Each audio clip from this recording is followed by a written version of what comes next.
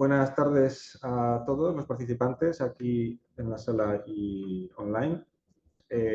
Mi nombre es Jan Lana, soy vocal de la Asociación TOC Zaragoza y esta tarde tengo el placer de presentar al psicólogo clínico, especialista en psicología clínica, José Antonio Aldaz, que va a impartir una charla para afectados de este trastorno, algo muy demandado y que se está haciendo actualmente, cada 3 meses más o menos.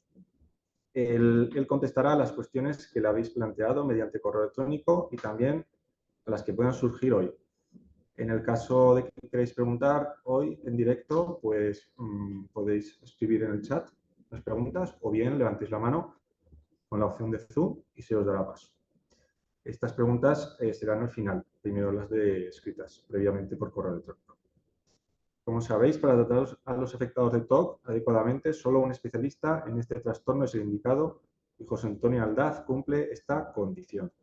Su formación académica como psicólogo se desarrolló en España y en el Reino Unido. Actualmente ejerce su profesión en el ámbito público y privado en Zaragoza. José Antonio ha sido coautor de algunos libros, entre los que destacamos el título Obsesiones y compulsiones.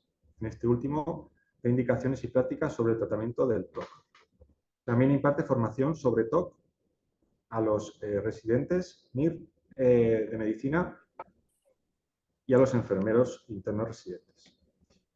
Desde el momento en que nos conoció, ha mostrado siempre gran interés por nuestra asociación y esto es algo que le agradecemos mucho. Con todo esto, voy a dar paso ya a José Antonio. Cuando quiera, José Antonio. Muy bien, buenas tardes. No sé si el micro está conectado. Sí. Vale.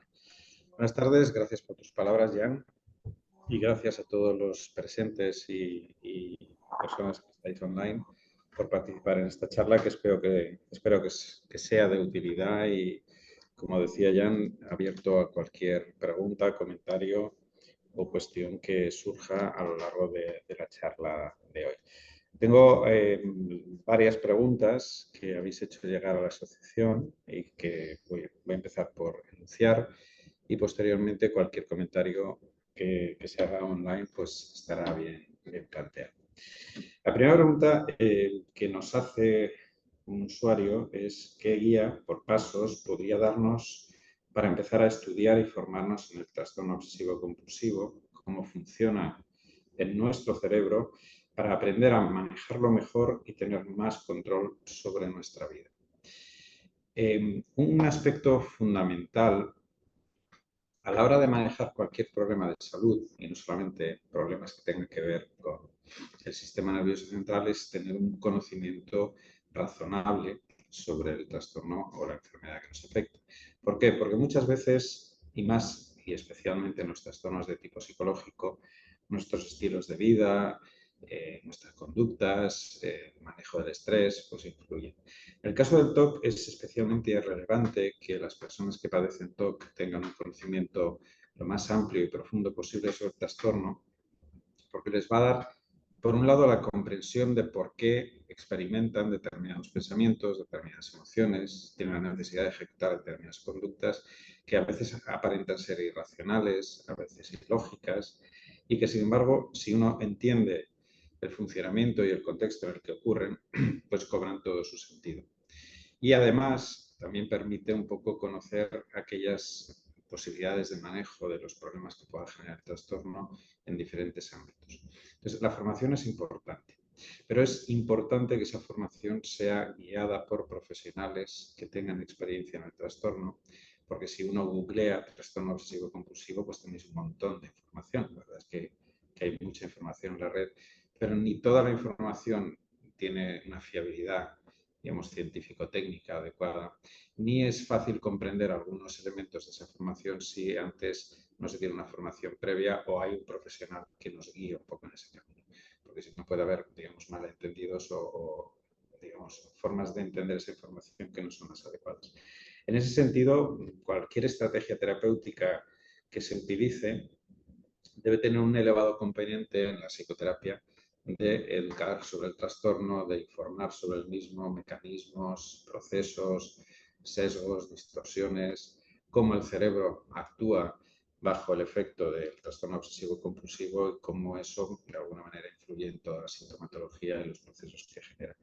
Por lo tanto, información sí, guiada, orientada, supervisada y sobre todo adaptada al nivel de conocimiento de cada persona, porque si no, pues a veces lo que ocurre es que se interpretan mal algunas cuestiones por no tener un conocimiento técnico adecuado de algunas cuestiones. Segunda pregunta, ¿qué podemos o debemos hacer cuando surja en nuestra cabeza la necesidad de compulsionar, hacer el ritual? Por tener dudas sobre nuestro pensamiento, bien sea compulsión de repreguntar algo, repasar mentalmente una acción, rehacer algo físicamente. Bueno, la necesidad de compulsionar hay que encuadrarla en el contexto de todos los procesos que ocurren en la mente o en el cerebro de una persona que tiene un trastorno obsesivo compulsivo. Si uno simplifica mucho el proceso, y tiene más pretende ser más una explicación didáctica que profusa o detallada, siempre hay tres elementos que determinan el funcionamiento del trastorno obsesivo compulsivo. Por un lado está la intrusión, que básicamente puede ser un pensamiento, una sensación, una imagen, a veces un impulso, que invade nuestra conciencia, que se hace presente y que de alguna manera capta todos nuestros recursos atencionales. De alguna manera tiene la capacidad que, aunque se haya repetido infinitas veces, porque es así, no nos habituamos a ella. Cada vez que aparece nos genera malestar, miedo, vergüenza, ansiedad, tristeza, diferentes sentimientos de corte negativo. La segunda pata es ese malestar que nos impulsa a hacer algo para aliviarlo, para eliminarlo.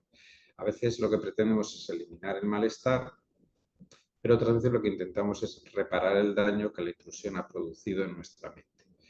Por temor a un daño que hemos podido hacer, habernos contaminado de algo, haber olvidado algo, una duda que nos parece importante resolver, etc. Y finalmente está la parte, digamos, de la compulsión o del ritual, que puede ser mental o puede ser físico, que intenta reparar, aliviar, recomponer, cerrar ese círculo. Es verdad que esos tres pilares son los que sostienen esencialmente al trastorno, pero hay muchas variaciones y ramificaciones sobre eso. ¿Por qué? Pues porque básicamente cuando hay una intrusión, automáticamente nuestra mente genera pensamientos en torno a ella, a veces un diálogo, a veces intentamos racionalizar, a veces intentamos reparar esa intrusión con autoinstrucciones en un intento de manejarla. Generamos un montón de contenido emocional asociado a todos esos pensamientos y generamos también un montón de conductas que van acompasadas, con lo cual el proceso es bastante complejo y se retroalimenta entre los diferentes elementos. Por lo tanto, es importante conocer ese proceso. Entonces, ¿qué debemos hacer? Pues lo primero es reconocer que lo que nos impulsa a compulsionar es una idea, impulso, una sensación de tipo intrusivo, es decir, irracional, que no responde realmente a una acción voluntaria o a un pensamiento guiado, racional, elaborado por nuestra mente. ¿Por qué es importante reconocer eso? Porque también nos da un poquito de perspectiva sobre el elemento compulsivo que estamos a punto de hacer, sea lavado, sea comprobación o cualquier otro de los muchos que pueda haber. Y esa conciencia, de alguna manera, nos permite un poco elaborar ese proceso que acabo de escribir para tener un poquito más de control sobre él. Lo que pasa es que para tener control tenemos que deshacer toda esa madeja cognitivo-emocional conductual que genera el TOC. Y eso requiere entrenamiento, requiere tratamiento, requiere práctica, muchas veces guiada, y requiere toda una serie de elementos que se dan en la terapia, lo que nos permite de alguna manera es estructurar esa respuesta. La duda es uno de los ejes centrales de muchos trastornos obsesivos compulsivos. Lo que pasa es que la duda entronca con cuestiones que son interesantes pero más difíciles de explicar. Cada vez está más claro, y cada vez hay más investigación en esta línea, de que por debajo de un trastorno obsesivo hay una serie de estructuras cognitivas, metacognitivas, que hacen que la persona sea más vulnerable a las intrusiones. La necesidad de certeza, de control, el exceso de sentido de responsabilidad, las dificultades para manejar la incertidumbre, una serie de elementos constituyentes de cualquier estructura cognitiva y metacognitiva que hacen que una persona pueda enganchar más a través del TOC en rituales pues, de repetición, en dudas obsesivas, en repasos mentales de recuerdos, de memoria, en todos esos procesos. Entonces, también es importante trabajar con esos elementos para luego eventualmente reducir la parte de compulsiva. En cierto modo, y cada vez está más claro, para que uno controle las compulsiones, tiene que controlar esos elementos primero.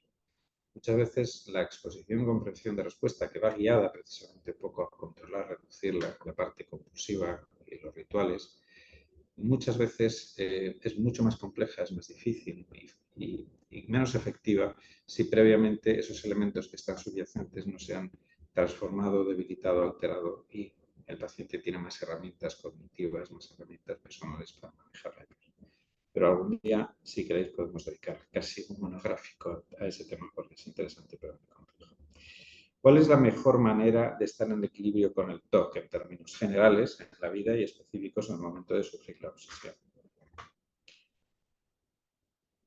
No sé cómo interpretar esta pregunta. Yo creo que con el TOC en general no conviene estar en equilibrio porque entonces estás un poco sintonizándote con las demandas, requerimientos que te plantea el TOC.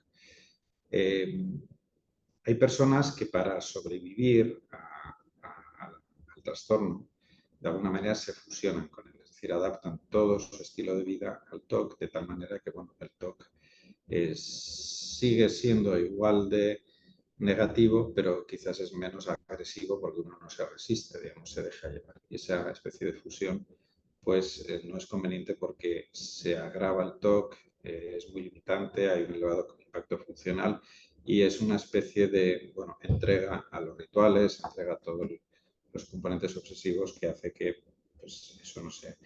Estar en equilibrio con el TOC es reducirlo a la mínima expresión, es minimizar su capacidad de influir sobre nuestra conducta, sobre nuestras emociones, sobre nuestros pensamientos. Es de alguna manera combatirlo. Y combatirlo de una manera activa y siendo consciente de que básicamente convivir con el TOC es luchar contra el TOC. No dejar que crezca, no dejar que invada espacios de nuestra vida, no dejar que invada áreas que para cualquier persona son esenciales para sentir que su vida tiene sentido, que su vida merece la pena, que tengo cierta capacidad de determinar qué quiero, quién soy, cómo me desarrollo. Entonces, el equilibrio pasa por cierta resistencia, cierta oposición a lo que el TOC nos propone y a lo que el TOC intenta plantear. Y para, digamos, sufrir la obsesión, pues la obsesión viene a veces y entonces lo que hay que hacer es reconocerla. Bueno, están los 4 pasos, hay varias estrategias que pueden ayudar a sostenerla. ¿Cuál es la mejor manera para que no se active una obsesión o el comienzo de un ritual?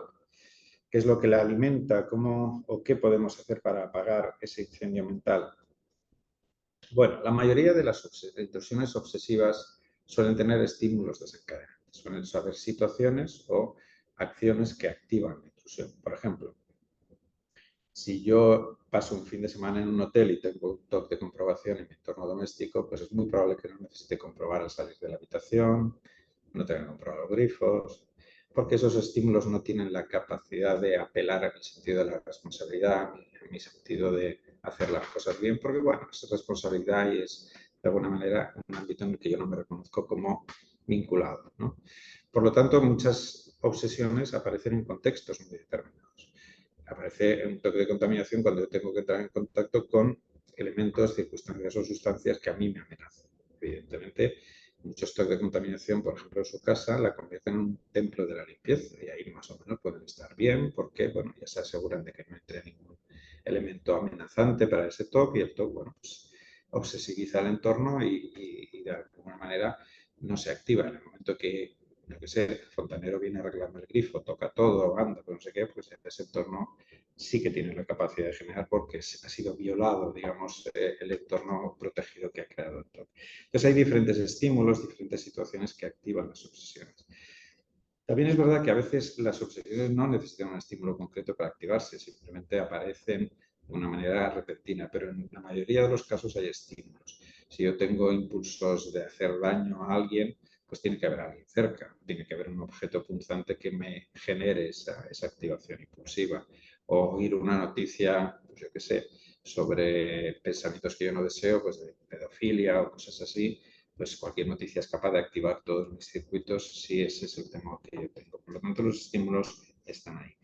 Parte del tratamiento, por ejemplo, va encaminado a que esos estímulos pierdan la capacidad de generar intrusión o que esos estímulos se queden neutralizados en cuanto a las obsesiones y me permitan coexistir con esos entornos. Pero casi siempre suele haber estímulos que activan esos miedos fóbicos, perdón, esos miedos obsesivos que hacen que se genere todo el circuito obsesivo. ¿Cómo apagar un incendio mental de esos? Eso es complicado, sobre todo cuando está muy incendiado la mente. Hay veces en que se requiere tiempo, hay veces en que se requiere medicación, hay veces en que se requiere desarrollar estrategias personales que lo permitan, pero si hay un disparo muy grande, el nivel de angustia, ansiedad y malestar es tan grande que el control, digamos, cognitivo es muy difícil. Y muchas veces, en algunos casos, hay que recurrir un poquito de medicación para frenar, digamos, esa activación tan alta. Se está intentando hacer presión para que haya servicios psiquiátricos especializados en TOC. Pues hombre, esta pregunta casi ya tendrían que responder más los de la asociación. Yo quiero pensar que sí que es un objetivo legítimo y necesario. Legítimo porque yo creo que es una injusticia enorme que el Sistema Nacional de Salud no ofrezca servicios especializados a las personas que padecéis un trastorno obsesivo compulsivo, porque realmente es una enfermedad tremendamente incapacitante, disfuncional, cruel. Y digo cruel porque yo he definido a veces el trastorno obsesivo compulsivo como el trastorno que afecta a personas perfectamente racionales que hacen conductas perfectamente irracionales. Y eso genera un sufrimiento porque uno es consciente a veces de lo irracional, pero la necesidad se impone a la racionalidad. Y el grado de sufrimiento emocional, la comorbilidad que hemos hablado en otras charlas, sobre todo trastornos depresivos, trastornos de ansiedad, es muy grande. Yo no creo que a corto plazo haya previsto en ninguna parte de España desarrollar un servicio específico. Y no lo hay primero porque sería costoso. Segundo, porque no hay una sensibilidad entre gestores y profesionales y políticos respecto a este trastorno. Antes montarán, y no tengo ningún inconveniente en que lo hagan, un trastorno de conductas alimentarias, que está ahora también pues, muy sensibilizado a la gente, dispositivos para trastornos psicóticos, que también hay cierta sensibilidad, trastornos afectivos, depresiones graves, también hay cierta sensibilidad, pero bueno, el TOC no está en ese rango de categoría, no porque no sea relevante, porque lo es, sino porque quizás no hay una sensibilidad. Aún sigue habiendo en algunas charlas que yo doy con médicos, y esto no es crítica a los médicos, simplemente refleja el estado de las cosas, que hacen preguntas como si fuera algo menor, ¿no? Pues esta gente que hace cosillas raras, no sé qué, que se entretiene pues contando objetos todo el día, pero como con un sentido un poco de minimizar realmente lo que implica. Y eso pues determina pues, los recursos que se dedican. Montar un recurso de estos es caro, requiere mucho personal y la sanidad pública no creo que lo haga. Y probablemente la privada tampoco, porque tampoco digamos, hay una sensibilidad en ese sentido y sería carísimo. Hace unas semanas estuve revisando los programas de tratamiento intensivo que hay en otros países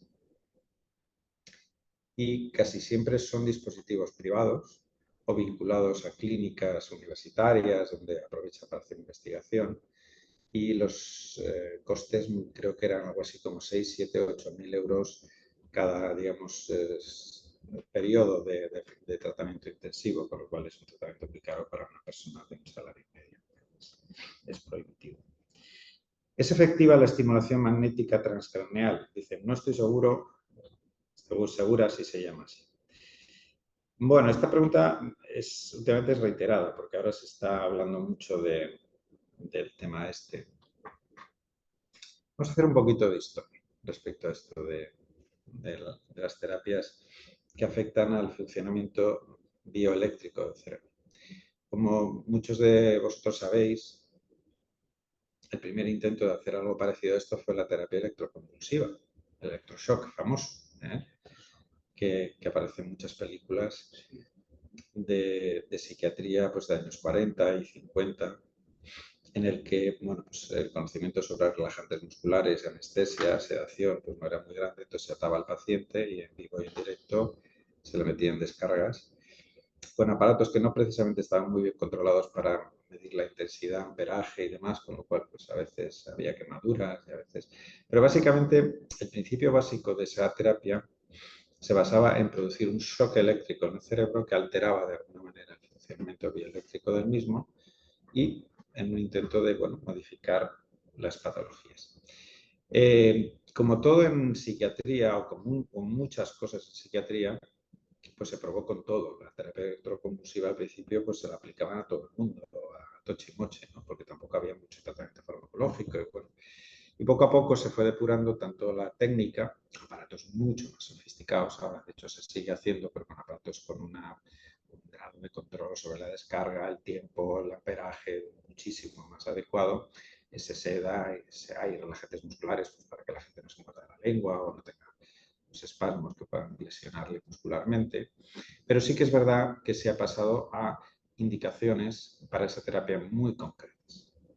En concreto, con trastornos depresivos graves, con un corte melancólico inhibido, que no responde a ninguna opción terapéutica, farmacológica o psicológica, y como tratamiento de última opción. En algunos cuadros de catatonía, están las personas con una especie de estado catatónico, pero digamos que está muy limitado a ese tipo de aspectos, porque se ha visto que en otras patologías no funciona. Bueno, esta introducción la hago porque ahora está pasando con este tratamiento de la estimulación magnética transcranial lo que pasó con el electroshock, que se empieza a aplicar a todo. Hasta que con los años descubramos para qué sirve y para qué no. Yo entiendo, en parte, no en todo, que esta técnica en el fondo es una técnica más depurada, pero en el fondo busca parecidos efectos al electroshock, es intervenir sobre el funcionamiento bioeléctrico del cerebro, pues en este caso a través de campos magnéticos en vez de descargas, pero en el fondo la electricidad también son campos magnéticos, genera campos magnéticos. Y bueno, pues es una nueva tecnología. Es verdad que bueno, en psiquiatría obtener aparatos da caché, como somos unas especialidades que no tenemos mucho aparataje en otras especialidades, pues da caché y eso hay que reconocerlo y hay una parte humana en esto, ¿no? Pero yo no tengo claro si estaría claramente indicado para el TOC. No lo tengo claro. No tengo más datos que la impresión que tengo. Y pacientes que yo he tratado con TOC que han pasado por esta intervención se han dejado varios miles de euros en el camino y prácticamente no ha habido ninguna modificación.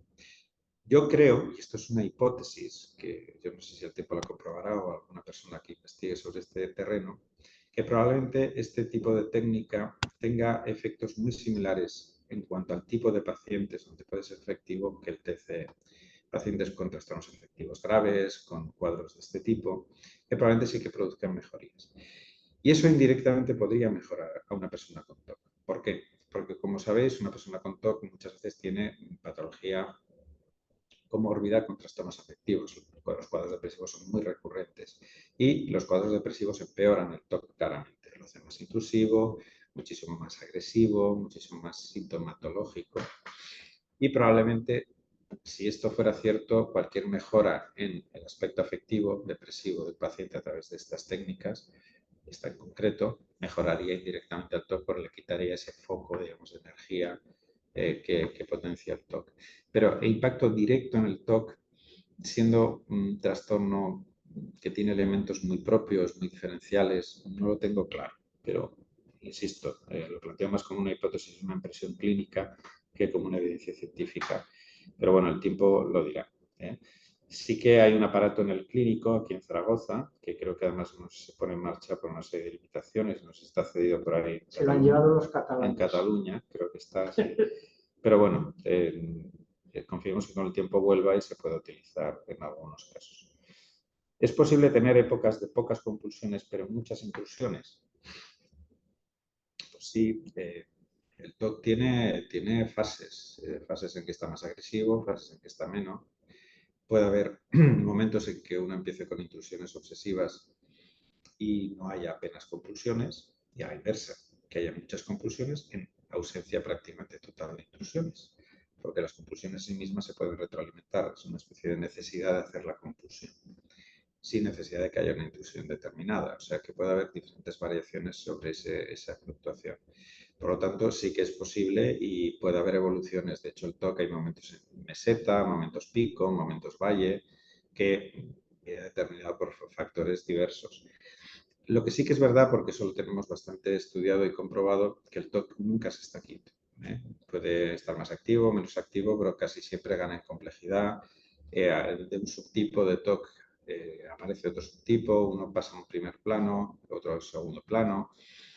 Siempre que coexisten varios subtipos de TOC suele haber jerarquías, está ahí uno dominante y otros que están ahí un poco latentes por debajo, aunque estén ahí, hay diferentes combinaciones y cuadros evolutivos en ese sentido. ¿La medicación a largo plazo puede causar demencias u otras patologías? Bueno, esta es una pregunta complicada. A ver, empieza a haber alguna evidencia que con según qué fármacos, en según qué dosis, puede aparecer algunas alteraciones en el cerebro. En concreto, hay una página que os recomiendo leáis que se llama Mad in America, Loco en América. Mad in America. Hay una versión en castellano y otra versión en inglés. Es una página de un grupo de personas profesionales, pacientes, gente interesada en temas de salud mental, que orienta un poquito sobre tratamientos, fiabilidad y demás.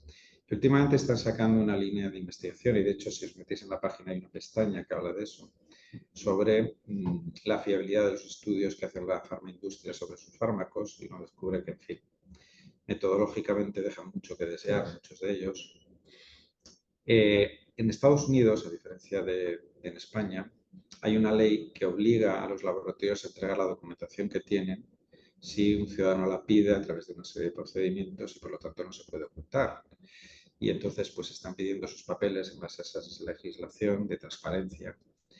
Y se está descubriendo que muchos ensayos pues están un poquito trucados, los que no funcionaban no se publicaban, los que funcionaban sí, con muestras pequeñas, es decir, hay mucho dinero y mucha industria. Pero empieza a haber, y en esa página tenéis información, algunos datos que informan que en algunos casos, según qué fármacos tomados durante mucho tiempo en dosis altas, provocan lo que se llama neurotoxicidad. Es decir, empiezan a afectar al funcionamiento bioquímico del cerebro de una manera tóxica. Con esto no quiero decir que la medicación sea tóxica. Estoy hablando en un contexto de un consumo prolongado en el tiempo en dosis altas. Y también parece ser que en algunos casos puede haber alteraciones morfológicas del cerebro, es que cambie la estructura física del cerebro por la estimulación de los fármacos. La mayoría de esos estudios vienen por el lado de los cuadros psicóticos, que es donde pues, toman neurolépticos en dosis altas, desde prácticamente los 18 años que debutan hasta que se mueren, es decir, en cuadros así. Y ahí es donde hay más solidez en este tipo de neurotoxicidad, alteraciones morfológicas. En el caso del TOC no hay investigaciones tan desarrolladas. Pero esto nos va a sonar nuevo porque yo esto lo llevo defendiendo hace mucho tiempo. A mí una cosa que me preocupa mucho, por ejemplo, es en chavales jóvenes usar dosis muy altas de medicación, un cerebro inmaduro, en desarrollo, que aún no está asentado bioquímicamente ni morfológicamente porque se está desarrollando, y utilizar dosis altas de neurolépticos, que a veces usan antipsicóticos con las personas con TOC, de antidepresivos, de benzodiazepinas, que sí que se sabe que afectan a la memoria y afectan al lenguaje y afectan a elementos así, a mí me parece arriesgado. Yo ahí creo que la política de ser muy cauto en la utilización de los fármacos, en las dosis, en los tiempos de duración de los tratamientos, sería una buena política. Pero esa misma política se podría aplicar a los adultos. Yo sí que creo que la medicación tiene un papel en el trastorno obsesivo compulsivo, lo creo de verdad. Pero creo que usada con sensatez, en los momentos críticos donde es necesario utilizarla, reducir a la mínima expresión los periodos en que, sobre todo en dosis altas, se utilice, y no como se hace desgraciadamente en España. Y no es una crítica a mis compañeros psiquiatras, es que a veces no hay otra opción. como única opción de tratamiento. Es decir, yo me he encontrado con pacientes que llevan 15 y 20 años en dosis altas de antidepresivos y nunca habían acudido a una psicoterapia en la vida. Y casi ni sabían que había psicólogos que tratábamos con TOC. Y pacientes que después de un tratamiento efectivo de TOC han podido reducir o eliminar la medicación de una manera sustancial y sostener el TOC desde una aproximación psicoterapéutica. Pero llevan veintitantos años con dosis de 60 miligramos de fluoxetina, ciento y pico o 200 miligramos de anafranil, sertralinas y todas estas cosas. Pero es verdad que hay momentos en que la medicación es necesaria. ¿Cuándo es necesaria? Sobre todo en momentos en que la comorbilidad ataca. Es decir, cuando hay cuadros de ansiedad, crisis de ansiedad, trastornos depresivos, porque esos cuadros de comorbilidad eliminan la potencia terapéutica de los tratamientos psicológicos. Entonces ahí sí que es un buen aliado. Pero como he dicho muchas veces, el tratamiento de elección y el primer tratamiento de cualquier TOC, sea moderado, leve o grave, debe ser un tratamiento psicológico. Y muchas veces tiene que ser acompañado con uno farmacológico, pero manejado con sensatez. Se sabe, esto lo digo porque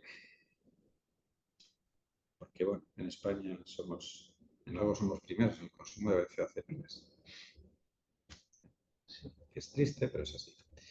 Orfidales, lexatines, diazepanes. Bueno, el orfidal la gente lo toma como carameloso. Sí, pues bueno, pues el orfidal, por ejemplo, el lorazepam, afecta al lenguaje, provoca disnomia. La gente que tomáis orfidal, los que me estáis escuchando, durante un tiempo prolongado, y prolongado en orfidales varias semanas, no años, y en dosis altas, de 2 a 3 miligramos día, provoca la dificultad de estás pensando en una palabra y no te sale. Y sale otra. Y te sale otra, o no te sale y al cabo de rato te vuelve a salir.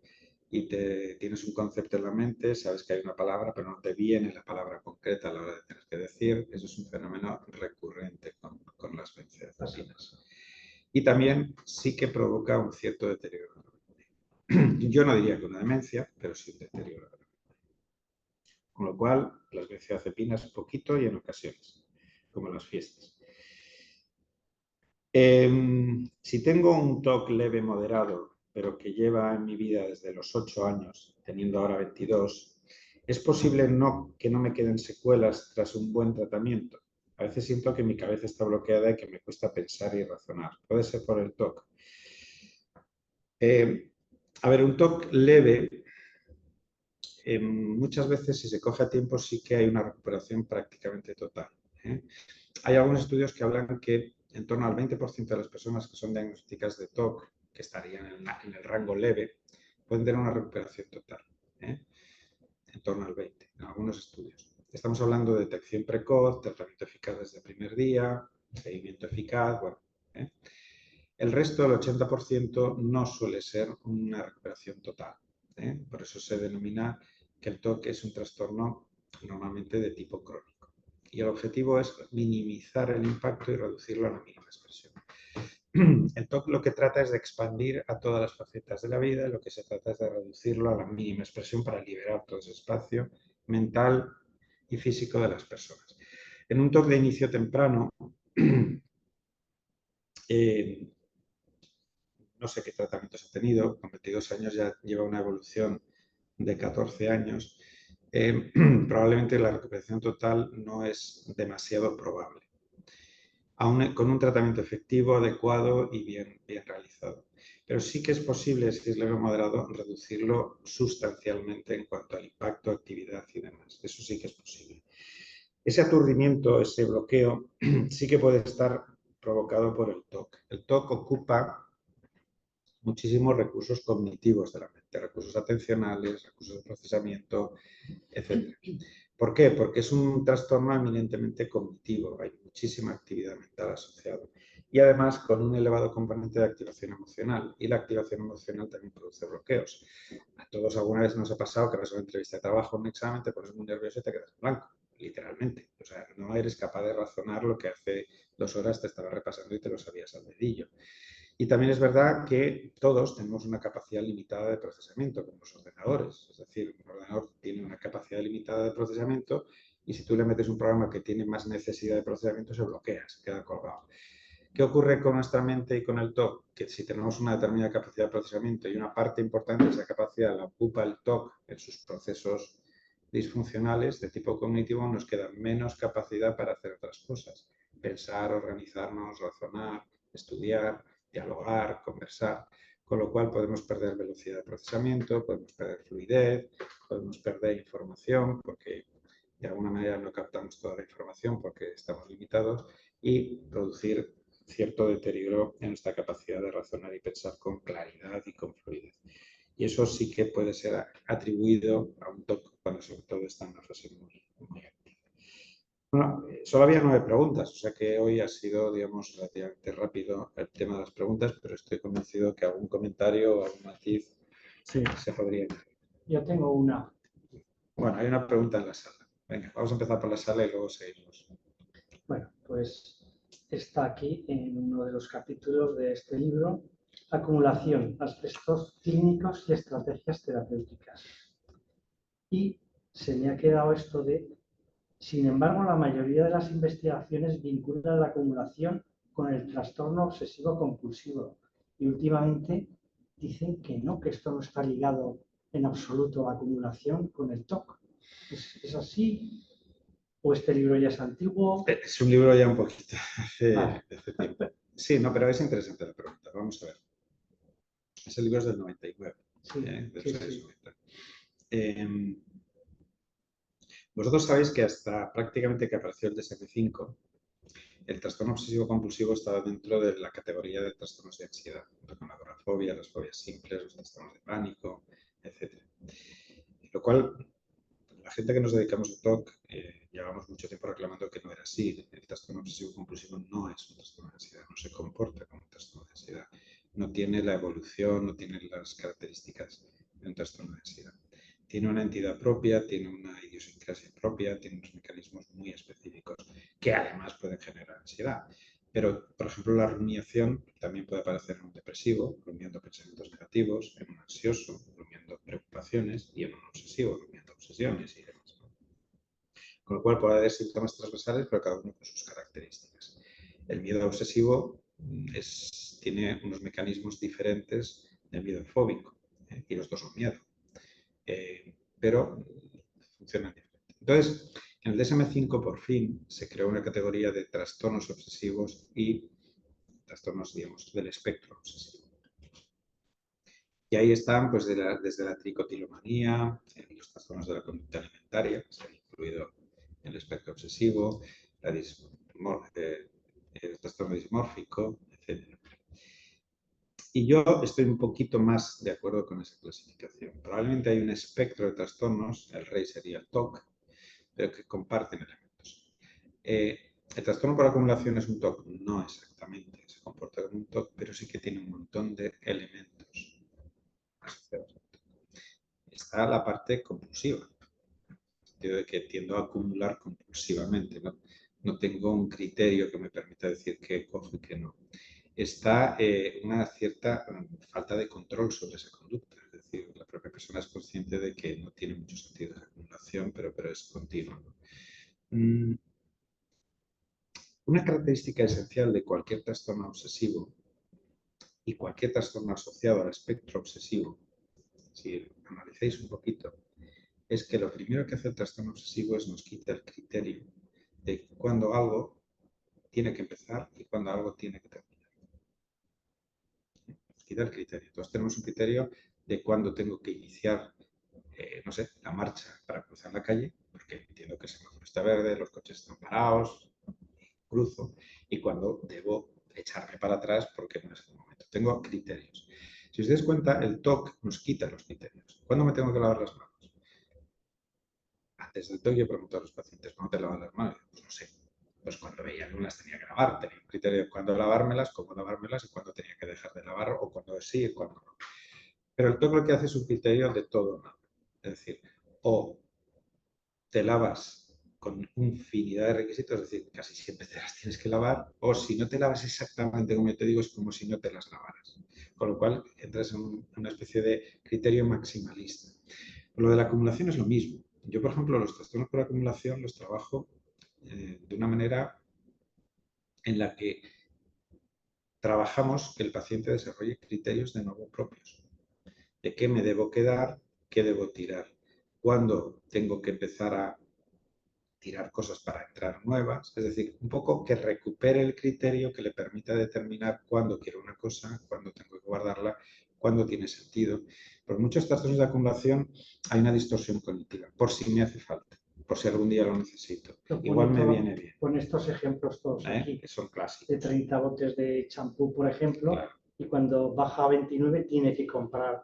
Bueno, hay un montón de ejemplos. Entonces, es porque no tiene un criterio de gestión, en este caso del champú o de lo que sea. Entonces, el tratamiento ahí, tiene que ser en que el paciente vaya desarrollando criterios que le permita gestionar la adquisición de cosas, el almacenaje, saber cuándo un gasto requiere una reposición y cuándo no. Es decir, una serie de criterios que le permiten de nuevo recuperar el control sobre sus procesos. Pero esas distorsiones son muy propias también del TOC, si analizáis. ¿Cuándo he tocado algo que es peligroso y me tengo que lavar? ¿Cuándo no? ¿Cuándo tiene sentido que me arriesgue a comer una aceituna porque antes le he dado la mano a un amigo? ¿O cuándo no? Ese tipo de cosas. Con el tenedor, claro, no con la mano. Entonces, sí que comparte elementos. Entonces, estaría dentro del espectro obsesivo. ¿Alguna pregunta más?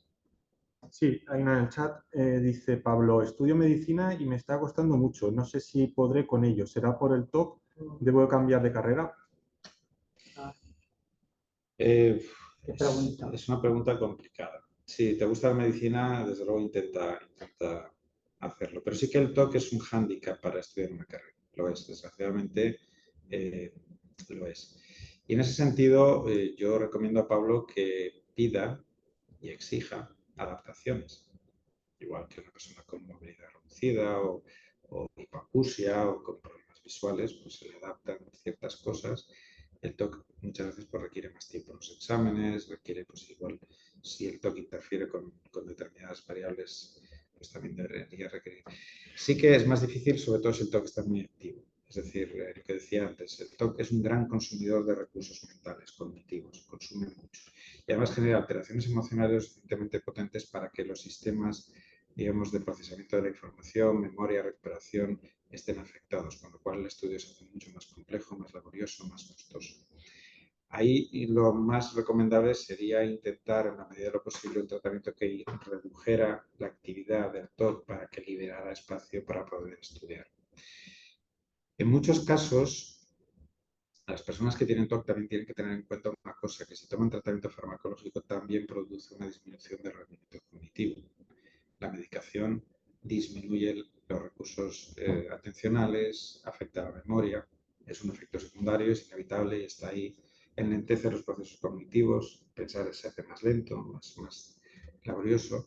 Para el TOC le viene bien porque hay menos intrusiones, pero también frena otros procesos cognitivos que interesaría que fueran más rápidos. Entonces, la combinación entre el TOC y muchas veces los tratamientos farmacológicos que se utilizan, pues sí que dificultan el rendimiento académico, los procesos de estudio, la realización de exámenes, memorización, todos los procesos que están implicados en el estudio. Entonces, si le gusta la medicina, desde luego que lo intente, pero que, bueno, igual intente adaptaciones que minimicen un poco esas handicaps que el TOC y la medicación que va asociada pues, produce.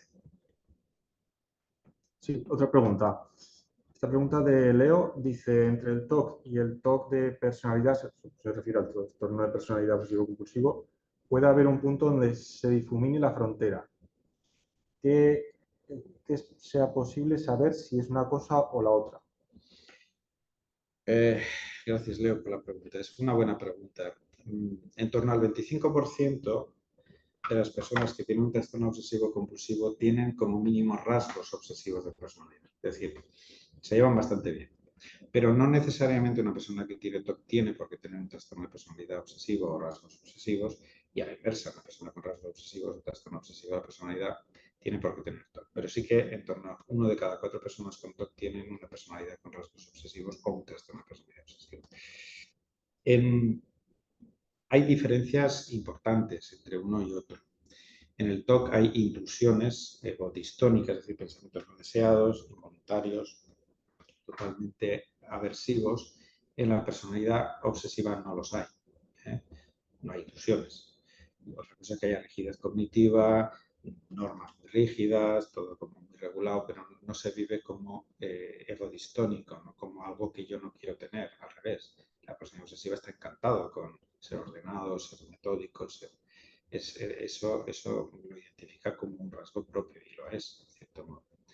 Tampoco suele haber compulsiones. Y tú me dirás, ¿qué diferencia hay entre el orden de una persona con una personalidad muy obsesiva y el orden de una persona? Pues que normalmente la persona con una personalidad muy obsesiva ordena, porque le parece lo más razonable, pero ordena dentro de una lógica, digamos, asumible, dentro de que le puede llevar mucho tiempo. En el TOC hay reglas, subreglas, matices, hay un sufrimiento inherente al orden. En ese orden hay angustia, un montón de tiempo. Hay consumo de tiempo. Una personalidad obsesiva no le agrada el desorden, pero si tiene prisa sale y llega a la cita a tiempo. Una persona con TOC llega tarde al tarde, trabajo porque y no tiene capacidad. Entonces hay esos matices, esas diferencias. Sí que es verdad que en el extremo superior del trastorno obsesivo de la personalidad, es decir, cuando la inflexibilidad cognitiva es máxima, cuando la rigidez cognitiva es máxima, cuando, digamos, todos esos rasgos ya son exponencialmente, roza un poquito el TOC, pero no tiene toda esa estructura que acabo de describir del TOC. Pero puede ser muy disfuncional. Es decir, hay trastornos de personalidad obsesivos muy disfuncionales, pero no son TOC. Disfuncionales porque se vuelven ineficaces. Les voy a contar un caso. Yo tuve un paciente con un trastorno serio de personalidad obsesiva que para comprar un frigorífico básicamente hizo un estudio de mercado. Trajo un tocho enorme a la consulta porque miró todas las marcas, páginas web de críticas, comentarios, servicios técnicos, calidad, garantías. Es decir, para un frigorífico de 500 euros, pues invirtió como un mes y pico de horas y horas de estudio. ¿Eso es un TOC? No. Es alguien que quiere hacer las cosas tan bien que se pasa y las hace mal. Es buscar la eficiencia y convertirte en ineficiente. Es no ser capaz de determinar y priorizar. Pues tengo este rango de precio, tengo este tamaño frigorífico, tengo MediaMarkt, tengo Worten y tengo online y voy a ver uno que me encaje y lo compro, ¿no? Entonces, sí que puede ser disfuncional, puede tener dificultades para tomar decisiones, gestionar tareas, puede ser disfuncional. Los rasgos obsesivos más leves, menos exacerbados, en según qué trabajos son buenos, están muy bien. Las personas que son metódicas, serias, pues yo prefiero que un ingeniero que diseña un puente sea muy metódico, muy un poco obsesivo, que se asegure de que los cálculos están bien, que repase bien, que sea ordenado, estructurado, porque me va a dar cierto criterio de fiabilidad. Pero esos son rasgos. Lo otro ya es disfuncional y requiere un tratamiento y además genera muchos problemas, pero no es un TOC. Otra pregunta. María dice, ¿la fluoxamina afecta a los procesos atencionales, la memoria y, en definitiva, al aprendizaje? Fluvoxamina. Sí. Fluoxetina, ¿no será, no? Fluvoxamina, el Dumirox. Vale. Sí, a ver, cualquier fármaco, en definitiva, cualquier sustancia que entre al cerebro, afecta al cerebro. Si vosotros bebéis 5 cubatas, no penséis igual que sin 5 cubatas. El alcohol actúa sobre eso. Si tú te metes 5 porros, marihuana o hachís, pues evidentemente el cerebro no funciona igual. Por eso se los mete la gente, ¿no? Para alterar sus estados perceptivos y emocionales. Y en el fondo, las sustancias, los fármacos psicoactivos, son drogas. De hecho, en inglés se llaman drugs. Son drogas. Drogas, digamos, diseñadas y hechas, digamos, con un fin terapéutico, pero en el fondo drogas. Y todas las drogas afectan a los procesos cerebrales. En general, no hay un solo psicofármaco que no tenga un impacto. Hay unos que tienen más y otros menos. Pero suele tener impacto sobre los procesos atencionales. Ten en cuenta que los procesos atencionales son la ventana de entrada al cerebro de la información. Si yo tengo una ventana atencional amplia, me entra mucha información, tengo más calidad de información, codifico el recuerdo con más calidad, más detalle, y cuando evoco el recuerdo, pues tengo un recuerdo más ajustado. Pero suelen afectar esos procesos. Afectan los procesos también de velocidad de procesamiento. La mayoría de los antidepresivos, y el Dumirox, la fluvoxamina es uno de ellos, enlentecen los procesos cognitivos. Uno nota que no tiene la agilidad mental a la hora de razonar y de pensar. En parte por eso se utiliza el TOC, porque enlentece la intrusividad, pero como consecuencia también enlentece el resto de procesos cognitivos, con lo cual va a afectar el rendimiento cognitivo. Y también afecta a la huella de memoria, a la codificación. ¿Por qué? Porque indudablemente es una sustancia que actúa sobre los procesos bioquímicos que tienen que ver con la fijación y codificación de la información. Y pueden afectar en los procesos de recuperación, que es yo voy a buscar en mi almacén de memoria la información porque necesito saber algo y voy a un sitio, la recupero. Eso es, la recuperación es el típico que te presentaron, una dices, sé quién es, sé que trabaja en tal sitio, pero no me acuerdo el nombre. No. Y acabo un ratito y dices, Miguel, ¿no? Es un poquito porque en ese momento estás buscando la información, pero no la encuentras. Entonces, todos los psicofármacos, todos afectan. Unos en mayor medida y otros en menor medida. Depende del psicofármaco y de la dosis. También la dosis juega un papel en ese sentido. Vale, pues por el chat de momento no hay ninguna pregunta. Yo tengo unas apuntadas. Muy bien. Vamos a aprovechar. Vamos a aprovechar hasta las 8. En principio tiempo. tenemos. Recuerdo a los asistentes online que pueden levantar la mano con la opción de levantar la mano de Zoom o bien escribir vuestras preguntas en el chat. A ver, mi pregunta es la siguiente. Bueno, es mi caso, pero voy a poner otro caso. Una persona afectada de TOC que ha pasado por muchos psicólogos, muchos profesionales de salud mental, psiquiatras, y ninguno de ellos durante 15 años le han comentado, le han hecho saber y le han aplicado el tratamiento de primera línea para el TOC. ¿Eso se podría considerar iatrogenia? O sea, ¿se podría denunciar o hacer algo al respecto? ¿A qué te refieres con tratamiento de primera línea? Pues que no le han nombrado, no le han explicado qué es el TOC, cómo funciona el TOC, ni tampoco le han nombrado la exposición y prevención de respuesta, en ningún momento. Bueno, a ver, el problema en el tratamiento del TOC desde el punto de vista psicológico es que, como sabéis, dentro de la psicología hay diferentes modelos terapéuticos. No es lo mismo un modelo psicoanalítico que un modelo gestáltico, que un humanista, que uno cognitivo-conductual, que uno de tercera generación, de las varias terceras generaciones que ahora hay, que sea ACT, todas estas. Entonces, claro, EPR pertenece a un modelo concreto y si tú contratas un psicólogo que es, yo qué sé, pues de tercera generación, me da igual cuál sea, pues ahí no va a aparecer el EPR porque no está en ese bagaje. Entonces, ¿eso es negligencia? Probablemente ante un juez no, porque el otro defenderá, mire usted, yo entiendo que el funcionamiento va aquí. Cosa distinta es, no sé si catalogarlo de negligencia, es, por ejemplo, que no se deriva a un paciente a psicología, al menos a darle la oportunidad de que coincida con alguien que tenga conocimiento o que tenga... porque eso sí que yo creo... El mayor problema, yo por ejemplo, me pasa una cosa, esto ya es una anécdota personal. La ley en España especifica que cuando un paciente tiene una patología, el facultativo, que atendemos al paciente, tenemos la obligación de informarle sobre las diferentes opciones de tratamiento. Eso lo dice la ley. Esto no me lo invento yo. De tal manera que el médico te tiene que decir, mira, pues hay una opción quirúrgica, hay una opción farmacológica, hay una opción tal, cual.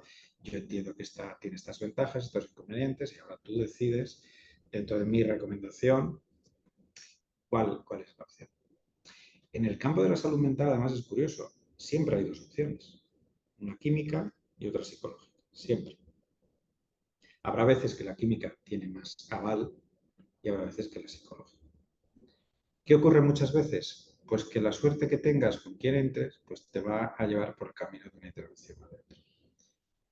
Desgraciadamente hay profesionales que solo contemplan su opción, sin informar al paciente de que hay otras opciones. Yo, por ejemplo, esto es una práctica personal y cuando tengo una persona que detecta un trastorno depresivo mayor, siempre le digo, mira, hay una opción de fármacos antidepresivos que tiene estas características, tiene estos requisitos, estas ventajas, estos inconvenientes. Hay una opción psicológica, hay una opción combinada. Bueno, pues más o menos explico las opciones y el paciente pues se inclina por unas u otras en función de la información y en función también de lo que quiera. Hay gente que dice, mira, yo me tomo una pastilla y no me complico la vida, ya saldrá por donde sea, y hay gente que no quiere química, bueno, este tipo de cosas. La negligencia es cuando hay una intención derivada, voluntaria y, digamos, de hacer daño, o una situación en la que tú te metes en un sitio donde tú no tienes. Es decir, es como si yo me meto a neurocirujano sin ser neurocirujano, sin tener formación y produzco una lesión. Pero en psicología es muy vago ese tema, es muy difícil, porque igual que tú puedes demostrar que hay evidencia científica a favor del EPR, el de mindfulness te dirá que también han hecho estudios con todo, que va muy bien la mindfulness y que mejora mucho.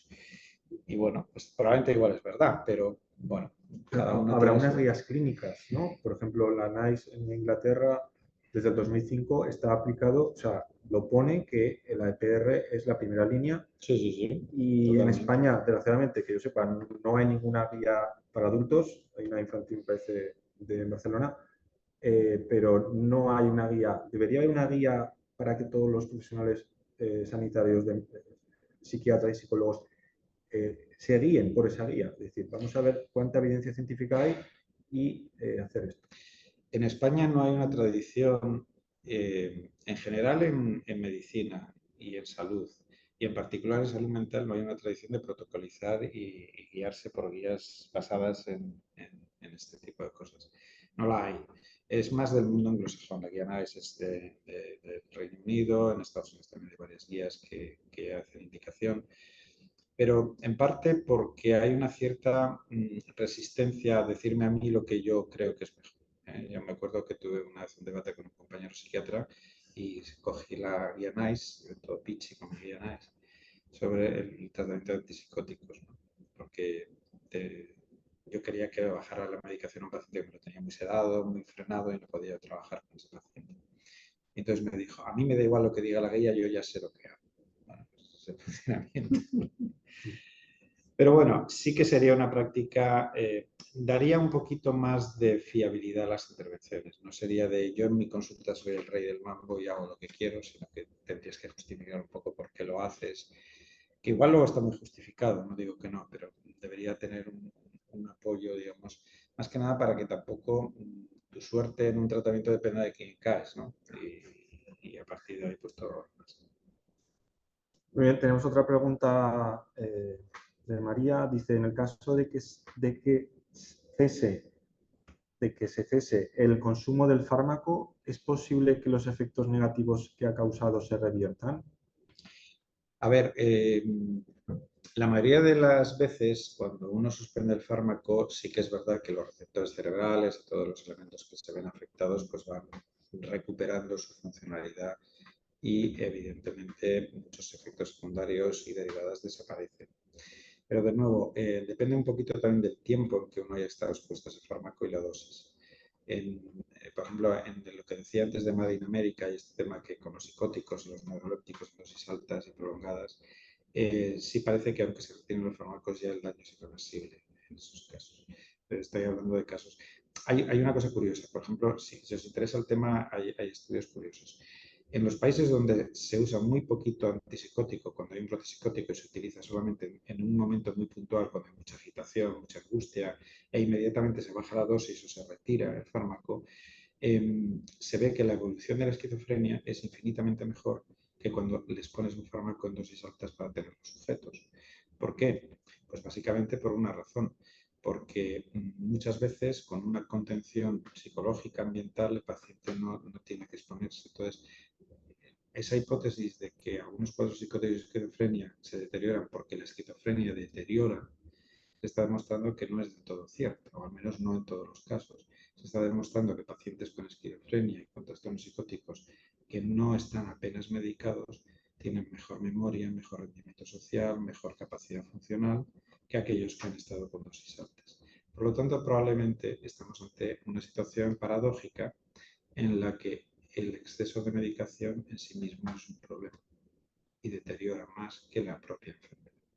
Esto estoy hablando con datos de psicosis y esquizofrenia, no es extrapolable directamente al TOC y yo creo que no es el caso. Pero para que veáis un poquito cómo hay que... ¿Cuál es el problema? Pues el problema es que la industria farmacéutica mueve mucho dinero. El problema es que si tú tienes que atender la salud mental de la población, tienes que tener muchos profesionales, psicólogos o psiquiatras que no hagan farmacoterapia, sino que hagan otras cosas. Y eso cuesta dinero.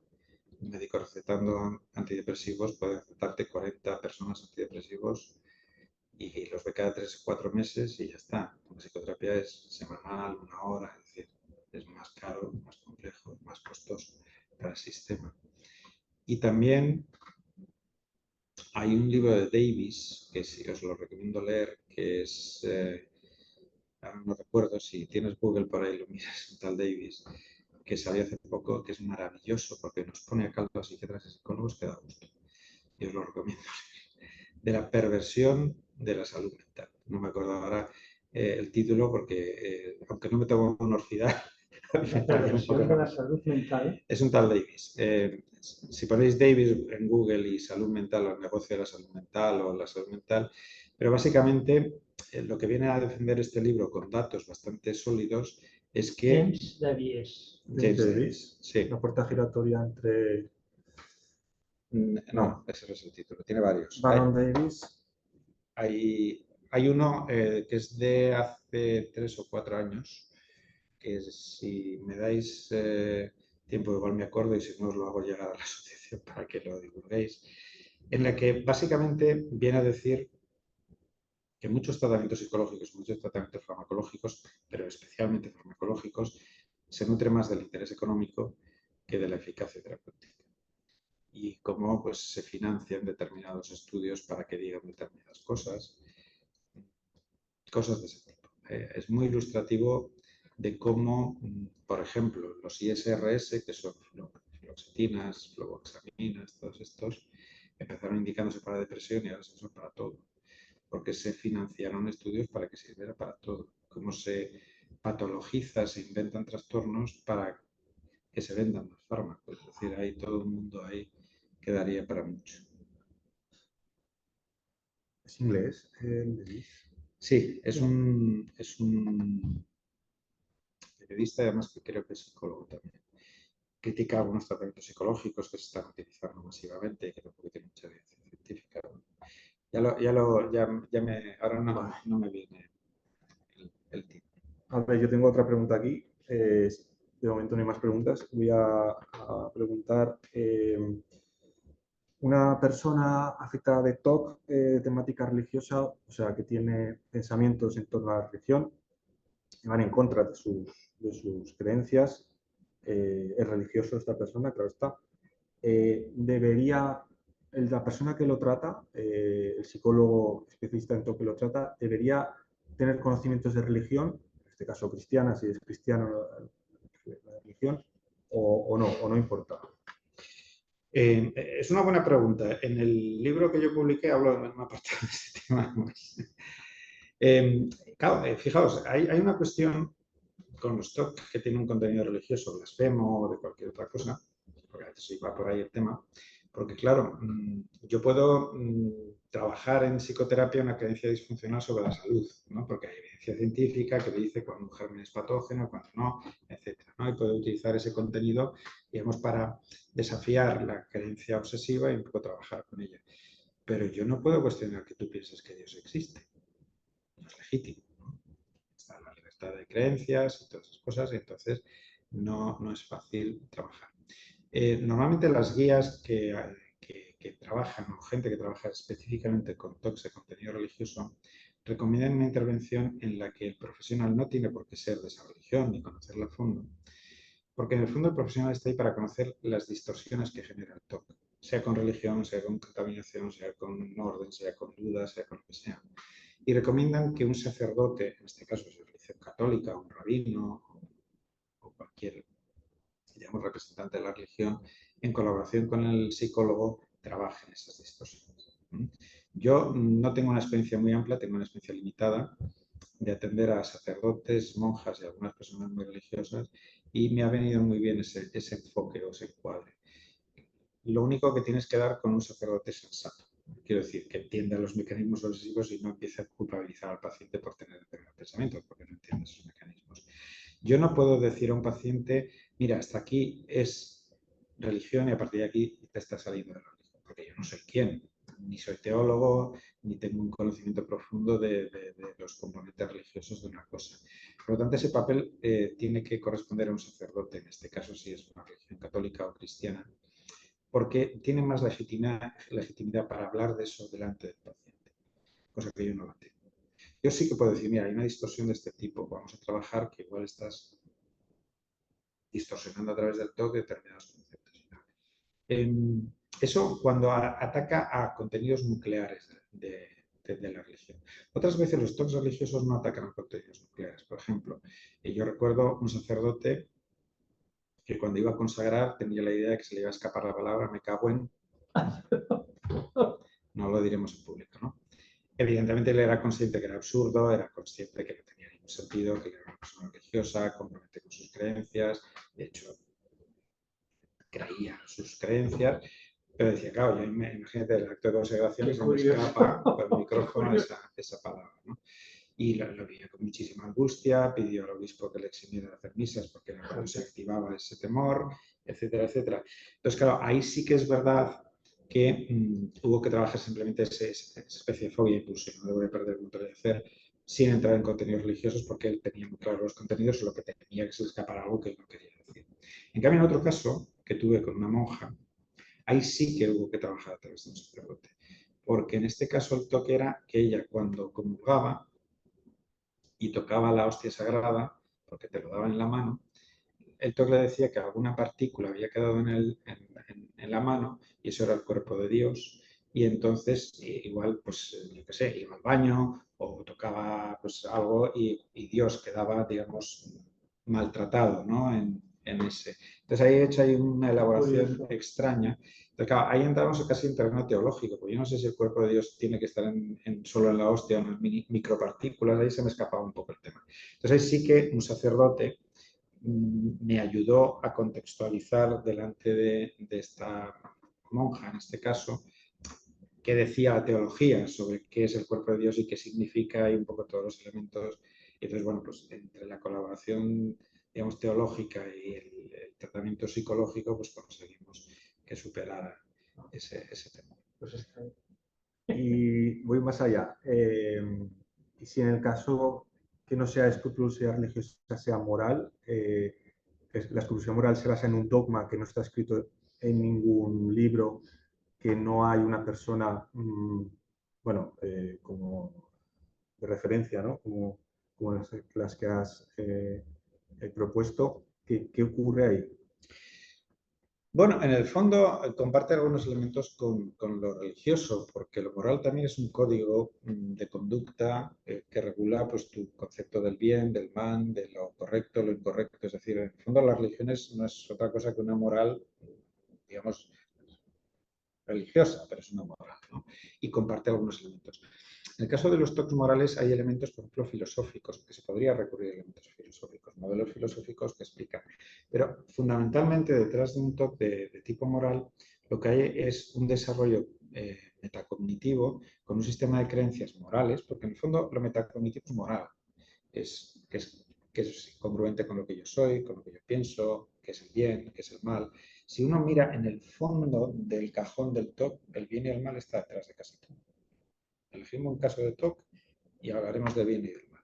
Entonces, lo que hay que trabajar es con esos elementos, es decir, darles más flexibilidad, darles más márgenes de tolerancia, como los metales en los puentes, ¿no? Para que absorban impactos de situaciones que no siempre son exactamente como uno cree que tienen que ser. Y tener esa capacidad un poquito de manejar desde esa mayor flexibilidad. Entonces, ahí hay un elemento filosófico, si quieres, y hay modelos filosóficos que explican diferentes modelos de lo que es bueno, malo, bien, mal, correcto y correcto, y elementos, digamos, ya de distorsión metacognitiva que, como he dicho antes, cada vez está más claro que son los elementos que luego sostienen toda la cadena por detrás. Entonces, si tú tocas solo la superficie y no alteras estos elementos, es muy difícil que eso se sostenga. Puede haber elementos. Pero tiene que ver mucho con elementos. Hay una línea de trabajo muy interesante que se está empezando a publicar algo que yo lo poco que he leído está muy bien, que trabajan mucho sobre esto, sobre el bien, el mal, lo correcto, lo incorrecto, la culpa. La culpa está detrás de mucha actividad del todo. Y todos estos elementos se nutren desde lo moral, en el fondo, ¿eh? No, sería un poco exagerado decir que el TOC es un trastorno de lo moral, pero hay elementos morales en casi todas las conductas obsesivas. Muy bien, pues si no hay más preguntas, terminamos aquí la charla. Bueno, agradecer a José Antonio por estar aquí con nosotros. Por ser y estar. También agradecer a los asistentes desde fuera de Zaragoza y nos vemos a la siguiente. Adiós.